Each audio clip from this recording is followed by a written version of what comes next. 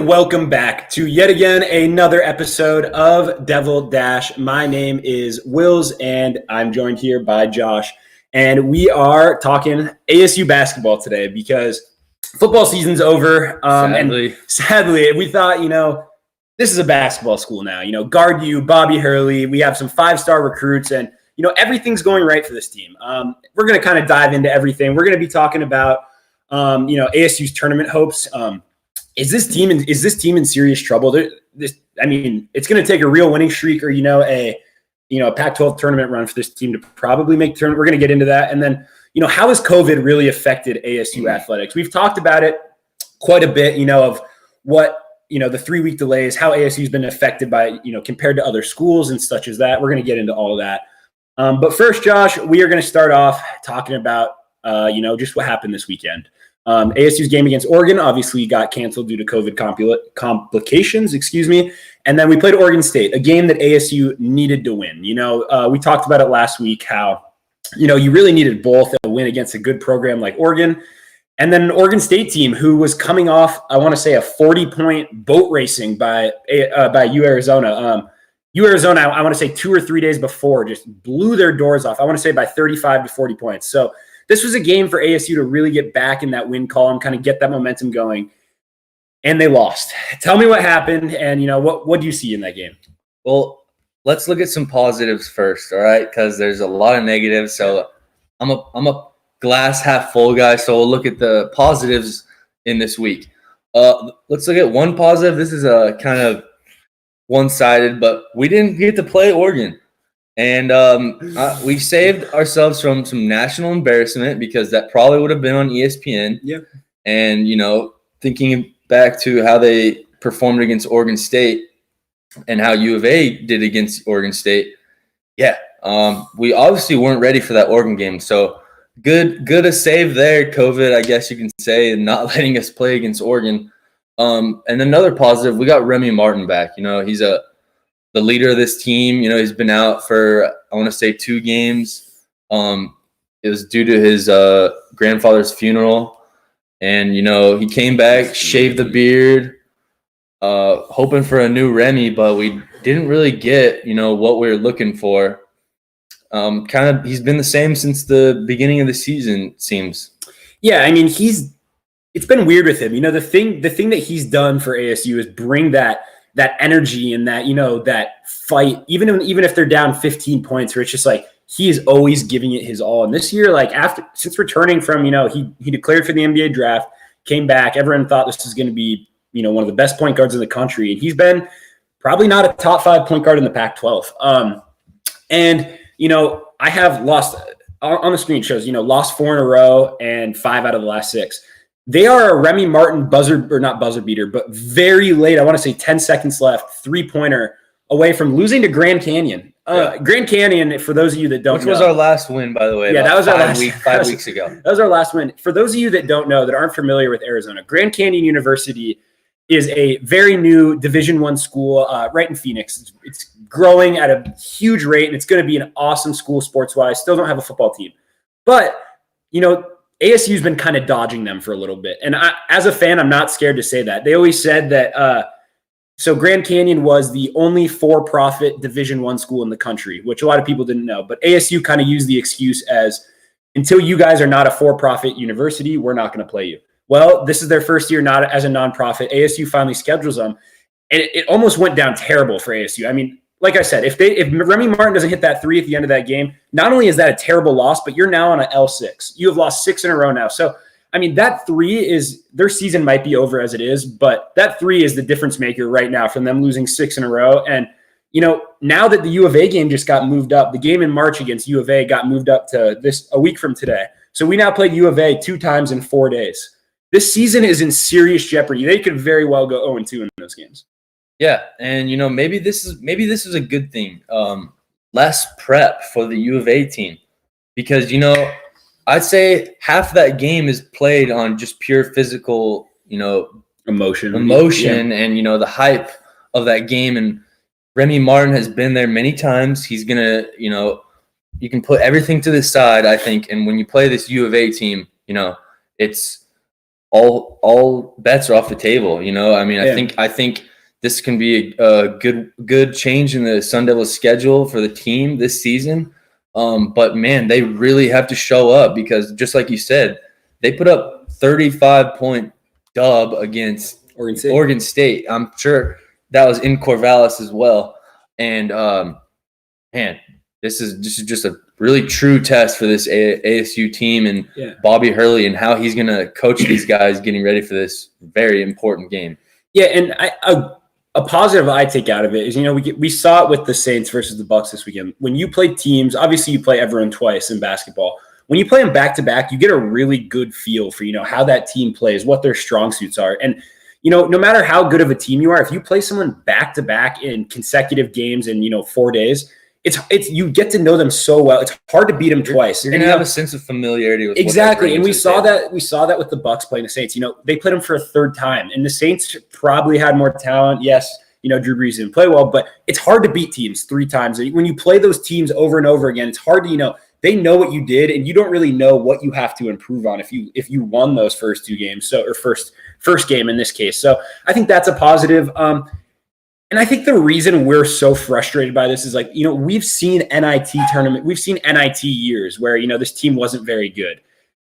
This team has the talent. It has Josh Christopher. It has Marcus Bagley. It has Remy Martin. You know, there's so many good role players. The Kamani Lawrences, the Holland Woodses, the Alonzo Verges, the Tayshaun Cherries. Like, they have the recipe to be the best team in the Pac-12.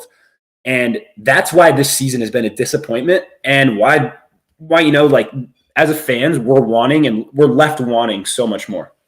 Yeah. And I mean, look, you can kind of, I keep going back on this every episode. I swear it's every episode, but COVID has played a huge part in this, and we'll get into this later. But when you put a 4-week break in between, you know, didn't go for a 4-week break, but basketball, a 3-week break, man, that really just puts a fork in the road for everything that you're working towards.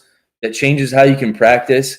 And, you know, that definitely had some effect to this Oregon State game. So if you have any more content, try to save those, because our whole topic, the last one, is about how COVID's kind of affected this team. But, you know, we've talked about last week, you know, we had kind of a promiscuous, you know, kind of not a great title, but it was, you know, is this the beginning of the end for Bobby Hurley? And the reason I like that is because, you know, like I said, the reason people have been happy with him is because of his recruiting. You know, his recruiting's been fantastic, and there's no arguing that. It's just the proof is in the players that have showed up, the Josh Christophers and the Bagleys, you know. But that last play at the end of the Oregon State game where, you know, we were up 1 point with 10 seconds to go, and they got in, like, I want to say 4 seconds. I want to say we got the ball back with 5 or 6 seconds left. So it didn't take them more than 5 seconds. They got a backdoor dunk. And you know what? Out of a timeout, that is 100% on Bobby Hurley. And I know Chris Austin was in the game, and you know how I feel about him. He is not the most talented player on ASU, but he works hard. He really does give it his all when he's out there. And when you're watching someone that's not that talented and your team doesn't really have the options, it's hard to get mad at a player like that. But, you know, I really blame Bobby Hurley because, you know, send him to the free throw line, get a body in front of him, make him hit a tough shot. But with 10 seconds to go in the game, coming out of a timeout, I cannot stress that enough. Coming out of a timeout, you know, they gave up a backdoor uncontested dunk. It's like, that's bad defense, let alone with 10 seconds left. You think you would have some better, you know, scheme or plan for the last 10 seconds or pep talk to even give your guys. And I think that plays into this, why this season, you know, this team is in trouble. I think a lot of it is Bobby Hurley. Can he light the fire under these guys that convince them that they are good enough to, you know, to go on a Pac-12 tournament run, or, you know, start stringing together some wins in Pac-12 play? I mean, it's possible. You know, we just have to see the process start now. And ASU did this last year. You know, we were down in the dumps. We started off Pac-12 play terribly, but we came back, and I'm pretty sure we won 9 out of 10. Yeah, I'm gonna try to pull up last year's. You know, that's possible. Think about the team, the players on the team last year that we did that with, and look at the upgrades now. So I mean, I can sit back here and say it's more than possible to happen, but in reality, I don't think it's going to happen. And just to comment on the you know, final seconds of that Oregon State game, I just read an article, 98.7 Arizona Sports article, and I saw some quotes in there. Bobby Hurley said, I felt like calling a timeout. His gut told him to call a timeout when they got when they had the ball in the last 10 minutes. He said his gut told him to put some bigger bodies on the court to contest that, and he just let it slide. And he said after the game, he said he should have trusted his gut. I mean, one time out there when having fix up a play could have ended the game completely differently, and we'd be having a whole different type of conversation about this team right now. But it's the little things like that, and Bobby Hurley is running out of time to fix that for this ASU team that, barring any more COVID cancellations, we literally have no room for error in the rest of our schedule.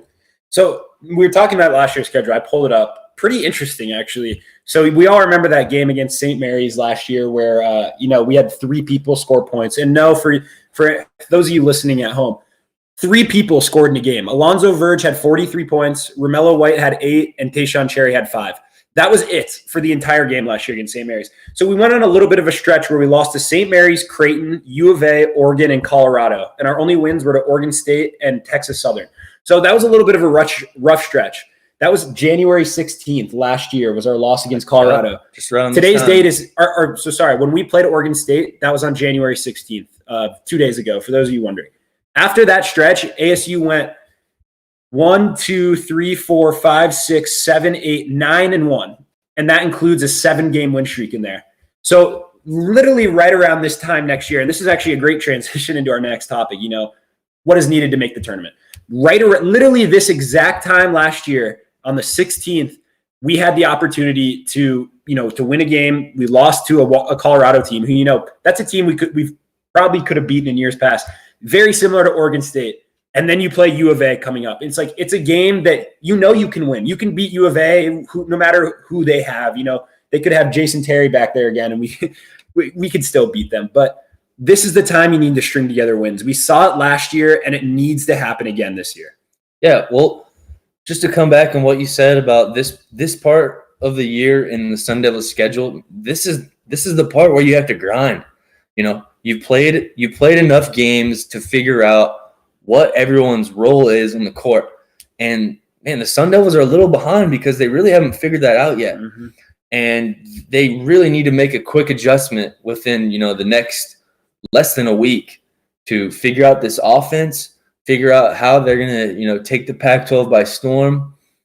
I think the Oregon game was a huge blessing in disguise, honestly, because we have, more time for Bobby Hurley to figure out what he needs to do. And I can't put a finger on it, but it's huge that we have Remy back. Our bench, we have the bench guys, like you said earlier. We have the bench guys like Tayshaun Cherry, and they just got to perform. It's all up to Bobby. It really is. And another thing, last year at this time, we were 1-3 in conference. But, we have as the title of this, what is needed to make the tournament. At this point, unless they string together, I know they had COVID cancellation, so it's unfair to look at their overall record. They're 4-6. Usually 6 losses doesn't put you out of it. Usually if you get to around 10, 11 losses, 12, 13, you're probably out of it unless you have, a few top 10 wins. And the Pac-12 isn't going to have those this year. They're 4-6. At this point last year, they were 10-6. So I know COVID. They probably didn't have 2 quadrant 3 losses last year. Correct. So it's something to keep an eye on. They're in need of not only some wins, but some consecutive wins, because they're going to need to. 4-6 is going to need to be 11-7, 10-6 really fast. If you lose 2 in a row to Arizona in these upcoming games, because we're not going to have a show until a week from today when that game's going on. Actually, that game is actually at 9 p.m. Arizona time, so it's a late game. Pac-12 after dark, baby. Yeah, that just smells upset, doesn't it? But if you lose both those games, I'll go as far as to say the season's over. You would be then 4-8 and 1-5 in Pac-12 conference. There's no, unless you win the Pac-12 tournament, which again they're capable of doing every year. Every year they're capable. But I believe ASU's never made it out. Or besides, if you exclude the Harden year when we had James Harden, and I think we made 2 years of runs in the tournament.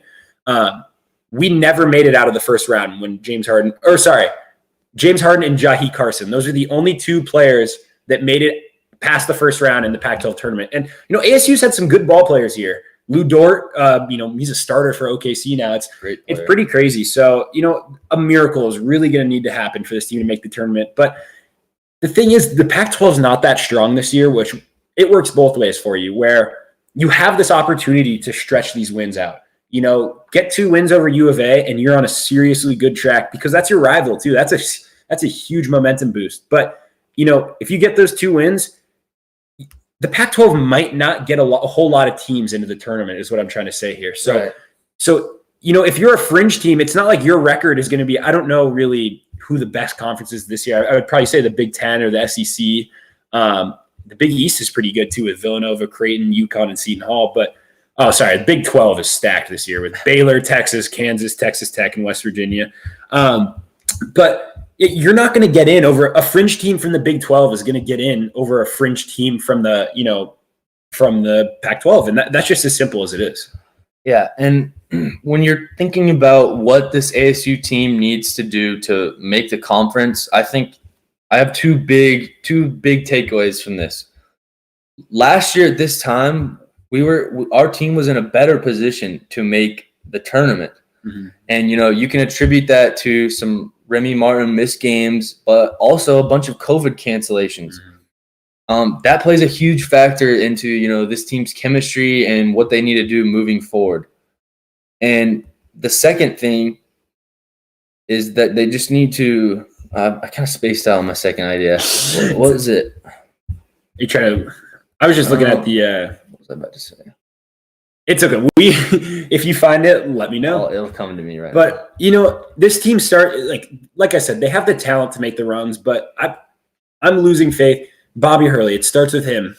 He needs to put together a game plan that, that puts his players in positions to succeed, because I don't have the stats in front of me. I can pull them up, but I would be willing to bet Josh Christopher shooting under 41%, 42%. He has been close to terrible shooting the ball. I just want to see Bobby Hurley put a little bit better of a game plan in place for him, so he's in more of a position to succeed. That's what I want to see, and I want to see that more for Remy Martin, because when you watch the game, let's see, Josh Christopher is shooting 45%. It's really not that bad, but it's actually pretty great. But Remy Martin just seems like he's trying to do everything, and it just seems like he doesn't know whether to turn the Jets on and try to score and lead this team in scoring, or try to pass out of the double team to find the open man. And he just seems to not really trust his teammates all that much. And right now, I wouldn't trust him either. Yeah, I 100% agree with you. I mean, Remy really needs to find his place in this offense because he's the guy who makes it work. And, he's the guy who got us out of every jam, we were in last year when it came down to it. And the second thing that I also forgot last 5 minutes, we have to remember when, you're talking about what does this ASU team need to, make it in the tournament?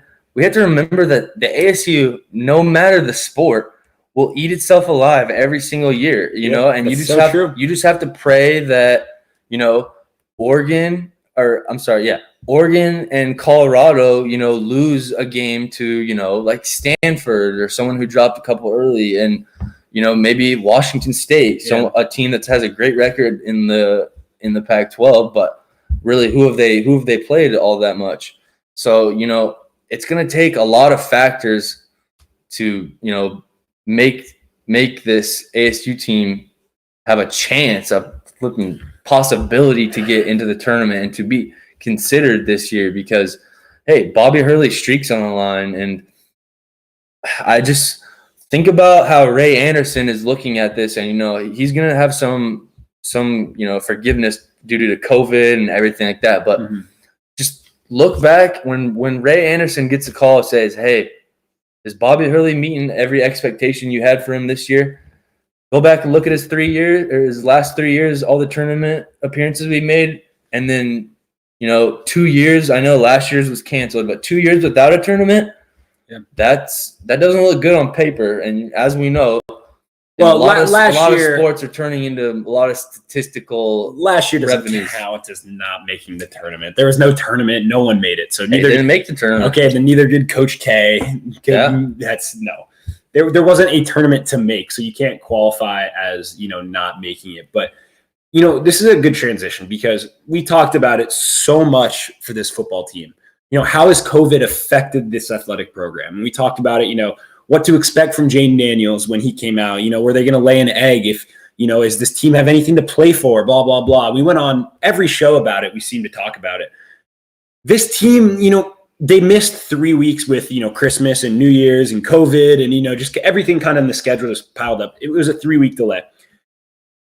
Basketball, your season's not over. It's not the Pac-12 football season, where it's only a 6-week season and you just missed 50% of your games. Like ASU probably missed maybe 5% of their games, 4% of their games. Like they're going to miss 3 of 30. So, 10% of their games. So it's really not that big of a deal. Whereas ASU football lost 50% of their games. And, ASU football played like they wanted to be there. And, Herm Edwards had this team ready to go no matter what. I can't really say the same about Bobby Hurley. And that's why I give, football the break of, we're going to be back next year. This is just a really unfortunate, it was a really unfortunate situation. Whereas when this basketball team's gotten the opportunity to play, they have just not met, as you said, any of these expectations. And it's just, the ceiling is so much higher and it's just so frustrating. And I really give football the pass because of the way things were handled. And as of right now, there's still a lot of season for Bobby Hurley to prove us wrong and turn it around. But as of right now, I'm not giving Bobby Hurley in this basketball program a pass. I'm not. You can't. And the football program I think does, but basketball I don't think gets it. Yeah, and it's honestly ridiculous to look at the football team, how their season was impacted by COVID, and now to look at we're past the beginning. We're a good ways into the schedule this year, and we've already had 3 or 4 games erased by COVID. Yeah, especially after the bad losses this team has had. I'm still with you 100%. I don't give Bobby Hurley a pass like I do the Sun Devil football team and Herm Edwards squad. But to me personally, the football team did what they could with their season and what happened. Yeah, and they blew U of A's doors off 70-7. So that made up for everything in their season to me. But basketball could go and sweep U of A both times, and the season still would not be fixed for me because we've had so many disappointments early, and I know there's a bunch more games. And for me, they have to just prove themselves. Prove to the Pac-12 and to Bobby Hurley. Bobby Hurley trusts these guys more than anybody. Trust me. So they have to prove to him and the Pac-12 that they can actually play basketball and win games inside this conference. And I think the unsung hero of this team is Jalen Graham, because we saw when he was out, what the team did. And Chris Austin, like I said, he works his butt off, but he is just not a Division I basketball quality player, especially for the Pac-12. And Jalen Graham is not that good at all. Like he's not, but he's solid defender. He's fundamental. He can grab rebounds, and he's not really a scorer at all, but he's a threat to score, where Austin did absolutely nothing for us in any of the games he's appeared in. But, he's just so essential for this team, because not only does then Austin get reduced minutes, but then Austin isn't our starting center. And I just think, so much of this it's not his fault. It's not like he's like ruining our offense or, stinking it up on defense, but it is so imperative to have him on the court, because him with the first unit rather than Austin with the first unit and getting extended minutes, that's a huge blow for this team. And obviously we want to see Christopher and Martin play better. I think Bagley's played quite outstanding up until this point. Verge has played, he scored well, but he's not shooting doing better. He's not shooting at an efficient clip. So that's something to worry about. There's just, outside of Bagley, I would say there's so much more that we want from everyone. Bagley's like, he's been scoring, I want to say close to, 15 to 16 points per game, and he's leading our team in rebounds. By the way, I saw this stat earlier today. Between Jalen Graham and Chris Austin, they average, I think, close to or less than rebounds than Marcus Bagley does per game. Both of our first and second string centers average less rebounds per game combined than Marcus Bagley, our starting shooting guard. So that is the big issue with ASU. Is they don't have big men, and it's like I think Bobby Hurley has really backed himself into this corner of guard you. We have these guards, and I think he really wore it out on, Romello, who transferred, Daquan Lake graduated, but, we rely so much on these guards that I don't think these big men are coming to play to ASU because we labeled ourselves as guard you. So if you're a big man, why would you want to come here? Romello White transfers out, and this team is in serious trouble because of it. Yeah, and that was, the next question on my mind for you is, obviously Arizona State is kind of getting, destroyed in the rebounding game as we've seen almost every game. And how much is, just look at Remy Martin. Do you think this Romello, Jalen Graham is a physical specimen. Don't get me wrong. He's, vicious in the paint, but he's not Romello. Romello was, the big guy that you could give it to, and the guy that you, I'm not saying pass it to him on the fly because he's going to brick it, but or drop it because he didn't have the hands. But he's a great, fierce rebounder. Just that physicality that you can trust someone to, perform in the paint. And Jalen Graham hasn't brought that this season. So how has that affected Remy? The leader of this team, and his game plan. I think. Don't bring rebounds into it because we know that's obvious, right? We're getting out rebounded almost every single game. How has this really affected, Bobby Hurley's game plan? And Remy is the key to this team. So that's what it really comes down to. Well, for me, I question, we've seen Remy be such a good defender. He's been through the 3 years he's been here. He's been one of the best defenders in the Pac-12 every year. One of the best defending point guards in the country every year. He can pick up full court, all that. I wonder now that Romello White's gone, when they're in a half-court set on defense, the people that Remy Martin is guarding, I wonder if they were a little hesitant to rush into the lane and try to score a layup because a big shot blocker like Romello White was there. Now that they have Chris Austin and Jalen Graham, who are not great defenders at all, not as physical. Exactly, they're not as hesitant to try to drive at Remy and take it to the rim, which I think it's going to result in Remy exerting a lot more energy on defense, which has then resulted in him being lazier on offense, which is taking worse shots, not taking it to the rim as much because he's tired. And I wonder how much of that, I just kind of thought of this as we were talking about it, but how much of that is on Romello White? How just his presence in the key. Here's a question for you. If this team had Romello White, do you think they're ranked in the top 15? I think we have at least 4 more wins because I agree. Do you think about Romello White being in the game? Jalen Graham is his substitute. So Jalen Graham is going to come and get him 15, 20 minutes. So that's that much less time they have to, attack the Romello White presence and, 100% agree. Form their game plan around that. And I really do think that, man, this Romello White transfer is really showing this year. Yeah, honestly, I'm running out of people to point my finger at. So I've kind of talked myself into it. I know our friend Ryan. We always argued last year. I was a little arrogant with it. Obviously, Remy Martin was the best player last year, and it wasn't really that close. But I always argued that Romello White was our most important player, and he would always text me after Remy Martin scored 25 points in a game and dropped 10 assists. Be like, "Oh, you still think that?" And it's like, yeah. I was obviously kind of joking, and I was just kind of arguing to keep my side of the argument in. But it really has shown that, and it's like the level of drop off and intelligence we've seen from someone like Remy Martin, and it's usually the other way around. When a big man gets a point guard that's competent, the point guard rubs off on them so well. And like we've seen in Arizona with Chris Paul and DeAndre Ayton, we're hoping that Chris Paul wears off on DeAndre Ayton, shows that some of that hard work. That's usually how that role works. It's usually not the big man contributes a whole lot to the to the point guard. But we're almost out of time here. Do you have any closing comments, Josh? Oh, just ASU better not disappoint against Sean Miller and his paid student athletes. Thank you guys all for joining us. Make sure you check us out on social media at Dash Sports TV on everything: Instagram, Twitter, YouTube, Twitch. You name it, Dash Sports TV is our @ Check out our website, www.dashsports.tv.